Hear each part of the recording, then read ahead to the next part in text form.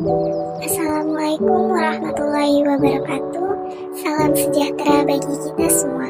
Kami dari kelompok 5 akan memperkenalkan diri kami masing-masing sebelum lanjut ke dalam pembahasan materi.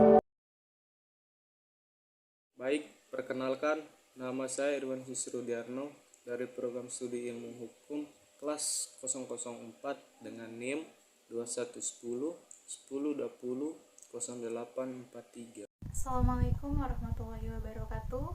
Perkenalkan, nama saya Indah Robiatul Adawiyah dari Fakultas Ilmu Hukum 02 Hukum 004 dengan nomor NIM 21 10 10 2008 14. Perkenalkan, nama saya Silva Rilianti dari Fakultas Hukum 02 Hukum 004 dengan NIM 21101 02000838. Assalamualaikum warahmatullahi wabarakatuh. Perkenalkan, nama saya Siti Rizkita Afifah dari Fakultas Hukum 02 HUKM 004 dengan NIM 2110 10 20653.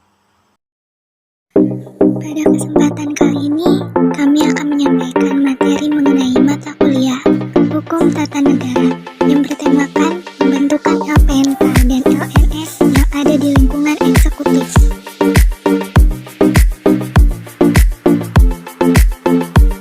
Lembaga pemerintah non-kementerian atau LPNK merupakan jenis lembaga pemerintah yang penting dalam praktek penyelenggaraan pemerintah selain lembaga kementerian negara. Namun, dinamika dan perkembangan dalam penyelenggaraan negara dan pemerintah telah membawa implikasi perubahan yang cukup signifikan terhadap perkembangan LPNK. LPNK bernama Lembaga Pemerintah Non-Departemen atau LPND. Perubahan tersebut tercantum dalam Peraturan Presiden Nomor 145 Tahun 2015 tentang perubahan ke-8 atas Keputusan Presiden Nomor 103 Tahun 2001 tentang kedudukan, tugas, fungsi, kewenangan, susunan organisasi, dan tata kerja LPNK. Eksistensi LPNK tersirat dari pengaturan pasal 25 ayat 2 Undang-Undang Nomor 29 Tahun 2008 tentang Kementerian Negara yang menyatakan bahwa lembaga pemerintahan non-kementerian LPNK berkedudukan di bawah Presiden dan bertanggung jawab kepada Presiden melalui menteri yang mengkoordinasikan. Kondisi eksistensi dari LPNK berjumlah 28 LPNK dengan amanat dasar pembentukan yang berbeda-beda. Ada yang pembentukannya diatur berdasarkan amanat suatu undang-undang, peraturan pemerintah, peraturan presiden, maupun keputusan presiden. LPNK memiliki fungsi dan tugas sebagai berikut. Yang pertama, menyelenggarakan fungsi dukungan terhadap kementerian lembaga di bidang pemerintahan. Yang kedua, menyelenggarakan dukungan terhadap kementerian atau lembaga di bidang substansi pemerintahan tertentu. Yang ketiga, menyelenggarakan fungsi pelayanan dan regulasi publik. Yang keempat, berfokus pada tugas dan fungsi pengkajian dan penelitian. Dasar hukum lembaga pemerintahan non-kementerian. Keputusan Presiden Nomor 3 Tahun 2002 tentang perubahan atas Keputusan Presiden Nomor 103 Tahun 2001 tentang kedudukan, tugas, fungsi, kewenangan, susunan organisasi, dan tata kerja lembaga pemerintahan non-departemen. Saat ini, LPNK secara umum diatur secara terintegrasi dalam suatu keputusan Presiden, yaitu Keputusan Presiden Nomor 103 Tahun 2001 tentang kedudukan. Namun, dalam perkembangannya, ada beberapa LPNK yang diatur dengan peraturan Presiden tersendiri.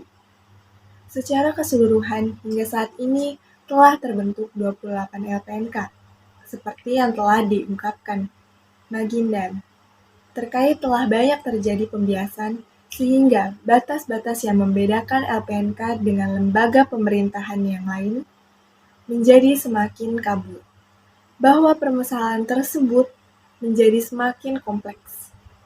Ketika fenomena tersebut ternyata kemudian mendapat legalitas formal karena menjadi muatan pengaturan oleh undang-undang tertentu yang mau tidak mau harus dilaksanakan oleh pemerintah. Manggindahan mengungkapkan bahwa selain menambah kompleksi, kelembagaan pembentukan dan pengaturan organisasi LPNK yang dilakukan undang-undang disadari atau tidak telah membawa implikasi.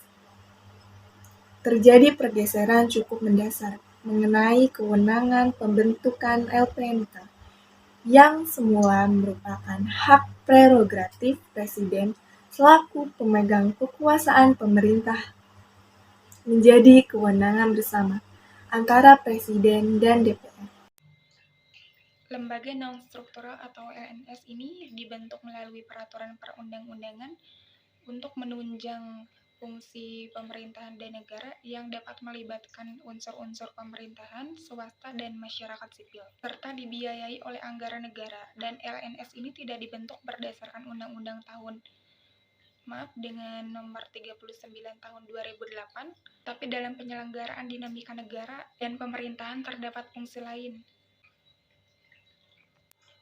Dinamika bermaksud untuk melahirkan varian LNS dengan tugas dan fungsi masing-masing, seperti mempercepat proses terwujudnya penegakan dan kepastian hukum, meningkatkan kesejahteraan rakyat, dan juga pengembangan sosial budaya di Indonesia. Adapun LNS jika dikembalikan kepada karakteristiknya, maka pengklasifikasikannya dapat dilakukan dengan pendekatan yang lebih luas dan tidak kaku seperti pengklasifikasian LPNK. Hal ini mengingat sifat LNS yang mandiri dan berorientasi kepada kepentingan masyarakat dan berada di luar kelembagaan pemerintah. Idealnya guna konsistensi, penamaan nomenklatur LNS tidak boleh sama dengan penamaan LPNK. Pembedaan ini penting bagi pembedaan untuk membedakan lembaga yang mana LPNK dan yang mana LNS. Karena sifatnya yang lebih luas dan independen, sulit untuk menentukan lembaga penamaan apa saja yang dapat dikategorikan sebagai LNS. Lembaga non-struktural dapat diklasifikasikan berdasarkan beberapa indikator sebagai berikut. Yang pertama, pembentukan undang-undang yang mengamanatkan pembentukannya. LNS yang dibentuk berdasarkan undang-undang, LNS yang dibentuk berdasarkan pemerintahan, dan LNS yang dibentuk berdasarkan keputusan Presiden. Yang kedua, urusan pemerintahan yang berkaitan. Dan yang ketiga, pendanaan. Klasifikasi LNS dibentuk. Klasifikasi pendanaan LNS berdasarkan DIPA sendiri. Klasifikasi LNS berdasarkan pendanaan DIPA yang menempel pada kementerian atau pemerintah di daerah dengan pembebanan APBD. Klasifikasi LNS berdasarkan pendanaan lain. Dan yang keempat, perwakilan di daerah. Kehadiran LNS ini juga tidak dapat lepas dari munculnya berbagai peraturan perundang-undangan untuk memperkuat proses demokratisasi yang mengamanatkan dibentuknya lembaga baru untuk mengawal kebijakan yang ditetapkan, namun berimbas kepada pluralifikasi kelembagaan LNS. Bahkan, banyak kritik pembentukan LNS ini adalah bagian untuk mendistribusikan kekuasaan dari Presiden kepada para pendukungnya. Dalam kedudukannya terdapat LNS yang di bawah Presiden, Kementerian ataupun LPNK. Di dalam sifatnya memang ada LNS yang disebut juga sebagai lembaga non-struktural. Namun ada pula yang disebut sebagai pemerintah daerah dapat membentuk LNS sesuai dengan keperluan daerahnya, yang tentunya juga didasarkan pada peraturan dari pemerintahan pusat. Setidaknya terdapat 135 LNS yang berhasil diidentifikasi. Pembentukan LNS karena adanya urgensi suatu tugas khusus tertentu yang tidak dapat diwadahi dalam bentuk kelembagaan pemerintah atau negara konvensional, kementerian atau LPNK dengan penataan kelembagaannya. Yang pertama adalah memiliki kepemimpinan yang kolektif atau board di mana anggotanya berasal dari masyarakat maupun dari swasta. Yang kedua, mengkoordinasikan kegiatan yang dilaksanakan dari berbagai lembaga. Dan yang ketiga, karakteristik susunan organisasinya ditandai dengan adanya board yang disupport oleh sekretariat. Yang keempat adalah masa jabatan komisi tidak habis bersamaan tetapi bergantian atau staggered terms, dan sumber pendanaan berasal dari APBN dan juga sumber lainnya. Pembentukan LNS di berbagai level pemerintahan tersebut seringkali dilakukan bukan dalam rangka pembagian tugas dan fungsi, tetapi karena faktor lain. Yang pertama adalah tiadanya kredibilitas lembaga-lembaga yang telah ada akibat asumsi dan bukti mengenai korupsi yang sulit diberantas. Yang kedua, tidak independennya suatu negara sehingga tidak imun terhadap intervensi suatu kekuasaan negara atau kekuasaan lain. Yang ketiga, ketidakmampuan lembaga pemerintahan yang telah ada untuk melakukan tugas-tugas yang urgent dilakukan dalam masa transisi demokrasi karena persoalan birokrasi dan korupsi, kolusi, dan nepotisme. Yang keempat, tekanan lembaga-lembaga internasional tidak hanya sebagai prasyarat memasuki pasar global, tetapi juga demokrasi sebagai satu-satunya jalan bagi negara-negara yang asalnya berasal dari kekuasaan yang otoriter. Adapun daftar LNS yang ada di Indonesia, salah satunya adalah Akademi Ilmu Pengetahuan Indonesia, Akademi Ilmuwan Muda Indonesia, Lembaga Pengolahan Data Bergulir, Badan Amil Zakat Nasional, Badan Koordinasi Nasional Penyuluhan, Pertanian, Perikanan, dan juga Kehutanan, Badan Koordinasi Pemberantas Rupiah Palsu, dan Badan Koordinasi Penyuluhan. Pemerintahan saat ini terdapat 160 lembaga non-kementerian, baik lembaga pemerintahan non-kementerian LPNK maupun lembaga non-struktural NLS. Kelembagaan pemerintahan dimaksud terdiri dari kementerian, badan, lembaga, komisi, komite, tim, atau nama-nama lain yang dibentuk dengan instrumen hukum, undang-undang, peraturan pemerintah, peraturan keputusan presiden, dan peraturan menteri. Sampai saat ini, belum ada keseragaman pakem atau acuan baku dalam membentuk LPNK dan LNS. Kementerian saat ini berjumlah 34, ditambah beberapa lembaga setingkat, kementerian yang dipimpin oleh pejabat setingkat, menteri diantaranya yaitu ada jaksa, sekretaris kabinet, kepala staf, kepresidenan, kepala badan koordinasi penanaman modal BKPM, dan kepala badan riset dan inovasi BRIN. Pembentukan LPNK maupun LNS yang berada di lingkungan eksekutif memiliki dinamika menyesuaikan dengan kebutuhan untuk mewujudkan visi, misi, program, dan kebijakan presiden dalam penyelenggaraan pemerintahan. Pengaturan dalam instrumen hukum, analoginya pada instrumen hukum dalam pembentukan organisasi kementerian, yaitu pembakuan panduan kriteria pembentukan LPNK maupun LNS dapat diatur sebelum dalam sebuah instrumen hukum peraturan menteri. Gambaran penajaman tugas fungsi kementerian.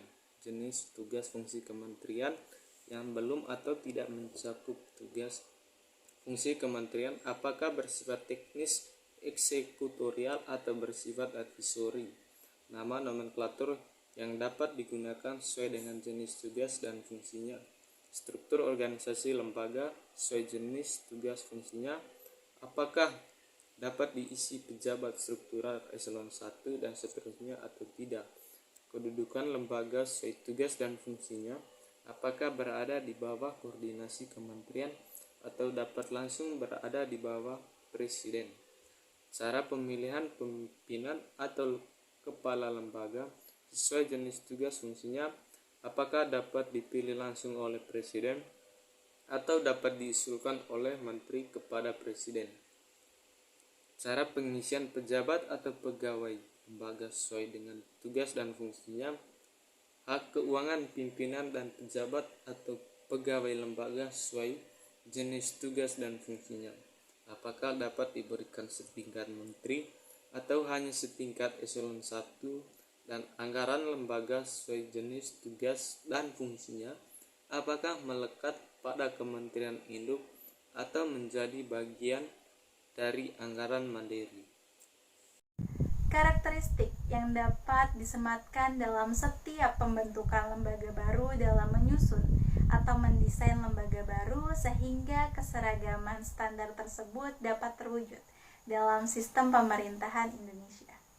Untuk LPNK, setidaknya dapat diklasifikasikan ke dalam berbagai macam karakteristik sesuai nama lembaganya. Adapun untuk LNS, jika dikembalikan kepada karakteristiknya, maka pengklasifikasiannya dapat dilakukan dengan pendekatan yang lebih luas dan tidak kaku seperti pengklasifikasian LPNK.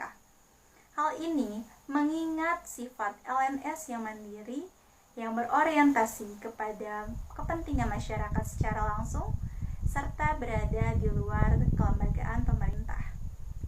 Idealnya, guna konsistensi, penamaan nomenklatur LNS tidak boleh sama dengan penamaan LPNK.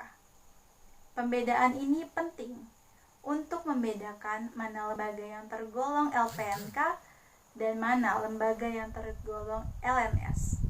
Karena sifatnya yang lebih luas dan independen, sulit untuk menentukan nama lembaga apa saja yang dapat dikategorikan sebagai LNS. Namun demikian, berdasarkan karakteristiknya, LPNK dapat dibedakan sebagai berikut. Berikut adalah tabel dari karakteristik LPNK dan LNS.